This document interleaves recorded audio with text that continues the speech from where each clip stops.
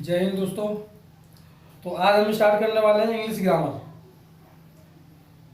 जो हमारी पहले से इंग्लिश ग्रामर चल रही थी। और वीडियो स्टार्ट करने से पहले चैनल को सब्सक्राइब कर लें और बेल आइकन की घंटी जरूर दबा लें। कमेंट जरूर किया करें और लाइक भी किया करें। वीडियो अच्छी लगे तो लाइक भी किया करें। तो आइए स्टार्ट करते हैं। आज स्टार्ट करेंगे इंग्लिश ग्रामर। क्या स्टार्ट करेंगे? English grammar.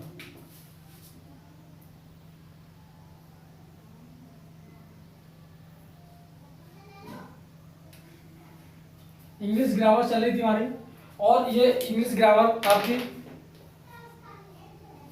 UPTET, CTET, estate और सभी एग्जामों के लिए बहुत महत्वपूर्ण होने वाली है। हम इस चैनल के माध्यम से हर सब्जेक्ट को बिल्कुल बेसिक से पढ़ा रहे हैं, और आप वीडियो को ज़्यादा से ज़्यादा शेयर किया करें ताकि आपके साथ साथ और भी बच्चे जुड़ सकें और इस चैनल के माध्यम से अपना बेसिक क्लियर कर सकें। तो आइए स्टार्ट करते हैं इंग्लिश ग्रामर। इंग्लिश ग्रामर के अंतर्गत हमारा प्रोग्राम चल रहा था। प्रोग्राम के बारे में मैंने आपको बता दिया था कितने भाग होते हैं प्रोग्राम के बारे में, और मैंने यही बता दिया था कि प्रोग्राम के अंतर्गत हम एक एक करके सबको पढ़ेंगे। तो सबसे पहला प्रोग्राम चल रहा था हमारा पर्सनल प्रोग्राम। पर्सनल प्रोग्राम के बारे में 3-4 नियम करा दिए थे। मैंने टेबल लिख रहा था, एक टेबल जो लिखा हुआ है आपके सामने, ये जो टेबल है, इस टेबल के बारे में समझाना चाहता हूँ आपको। और आप बहुत अच्छी तरीके से ध्यान लगा के देखिए। और आइए स्टार्ट करते हैं इंग्लिश ग्रामर। तो मैंने आपको एक चीज़ बताई थी, जब मैं पर्सनल प्रोग्राम के नियम करा रहा था तो उसमें ये शब्द आए थे, सब्जेक्टिव है, नॉमिनेटिव केस क्या होता है। तो आप ये देख लीजिए, सब्जेक्टिव जो केस होता है, सब्जेक्टिव और नॉमिनेटिव केस होता है, वो होता है I, we, you, he, she, it, they. ये कैसे होते हैं? ये सब्जेक्टिव केस है। ये सब्जेक्टिव और नॉमिनेटिव केस है। ये वाले जो सब्जेक्टिव और नॉमिनेटिव केस में ये लिखे हैं, ये आपके होते हैं सब्जेक्टिव और नॉमिनेटिव केस। और दूसरा देख लेते हैं ऑब्जेक्टिव और एक्यूसेटिव केस। तो me, us, you, him, her, it, them, ये आपके होते हैं ऑब्जेक्टिव और एक्यूसेटिव केस। तो इनके बारे में हमने बहुत अच्छी तरह जान लिया। Me, us, you, him, her, it, them. Possessive और जेनेटिव केस कौन कौन से होते हैं? पॉजेसिव और जेनेटिव केस होते हैं माई है, अवर है, योर है, हिज है, हर है, इट्स है, देयर है। ये आपके होते हैं पॉजेसिव और जेनेटिव केस। कैसे होते हैं? पॉजेसिव और जेनेटिव केस। पॉजेसिव और पॉजेसिव प्रोनाउन क्या होते हैं? पॉजेसिव प्रोनाउन होते हैं माई। मी का माई का माई हो जाता है, अवर का अवर्स हो जाता है, योर का योर्स हो जाता है, हिज का हिज ही रहेगा, और हर का हर्ष हो जाता है, और इट्स का इट्स रहेगा, और देयर का देयर्स हो जाता है। तो हमने ये जाना कि सब्जेक्टिव केस है आई, वो ऑब्जेक्टिव केस में मी हो जाता है।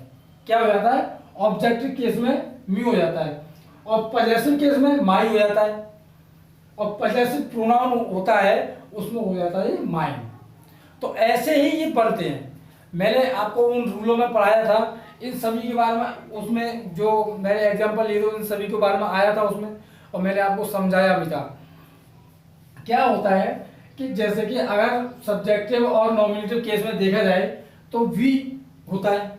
वी का अगर ऑब्जेक्टिव केस में देखें, ऑब्जेक्टिव एक्यूसेटिव केस में देखें, तो वी का क्या हो जाता है? अस हो जाता है। अगर पॉजेसिव या जेनेटिव केस में देखेंगे तो अस का क्या होता है? अवर हो जाता है। अगर पॉजेसिव प्रोनाउन में देखेंगे तो अवर्स हो जाता है। क्या हो जाता है? अवर्स हो जाता है। तो ये ज़्यादा हार्ड नहीं है, लेकिन ये आपको याद होना चाहिए, और मैं इनको एक एक के बारे में आपको अच्छी तरीके से बता देता हूँ। आइए जानते हैं सब्जेक्टिव और नॉमिनेटिव केस। आई का अगर ऑब्जेक्टिव बनाएंगे तो मी हो जाएगा। मी का पॉजेसिव या जेनेटिव केस बनाएंगे तो माई हो जाएगा। माई का अगर पॉजेसिव प्रोनाउन बनाएंगे तो माई हो जाएगा। ये ऐसे चलते हैं। तो आइए, सब्जेक्टिव में अगर वी है तो ऑब्जेक्टिव में अस हो जाएगा, पॉजेसिव या जेनेटिव केस में अवर हो जाएगा, और पॉजेसिव प्रोनाउन में हो जाएगा अवर्स। तो आपकी समझ में बहुत अच्छी तरीके से आ भी रहा होगा। तो चलो मैं एक करके आपको ऐसे बताता हूँ। जो आई है, ये आई है सब्जेक्टिव केस में। सब्जेक्टिव और नॉमिनेटिव केस में आई है। अगर इसका ऑब्जेक्टिव और एक्यूसेटिव केस बनाएंगे तो म्यू हो जाएगा। क्या हो जाएगा? म्यू। अगर इसका ऑब्जेक्टिव का अगर पॉजेसिव जेनेटिव केस बनाएंगे तो आपका माई हो जाएगा। क्या हो जाएगा? माई। अगर माई का अगर पॉजेसिव प्रोनाउन बनाएंगे तो माइन हो जाएगा। अब समझ में, आपकी समझ में बहुत अच्छी तरह से आ गया होगा, मैं जानता हूं। तो आइए अगला देखते हैं। अगर सब्जेक्टिव नॉमिनेटिव केस में अगर वी है आपका, तो ऑब्जेक्टिव और एक्यूसेटिव केस में आपका अस हो जाएगा। क्या हो जाएगा? अस हो जाएगा। और पॉजेसिव और जेनेटिव केस में माई हो जाएगा, अस हो जाएगा, अवर हो जाएगा, अवर। और पॉजेसिव प्रोनाउन में आपका अवर्स हो जाएगा। क्या हो जाएगा? अवर्स। क्या हो जाएगा? अवर्स। तो समझ में बहुत अच्छी तरह से आ रहा होगा आपके।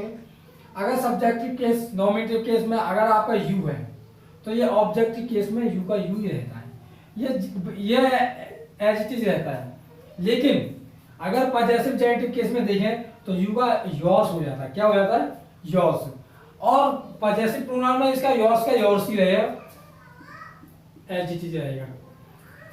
अगर यहाँ देखो सब्जेक्टिव में नॉमिनेटिव केस में अगर ही को देखें तो ही ऑब्जेक्टिव केस में, एक्यूसेटिव केस में आपका हिम हो जाता है। क्या हो जाता है?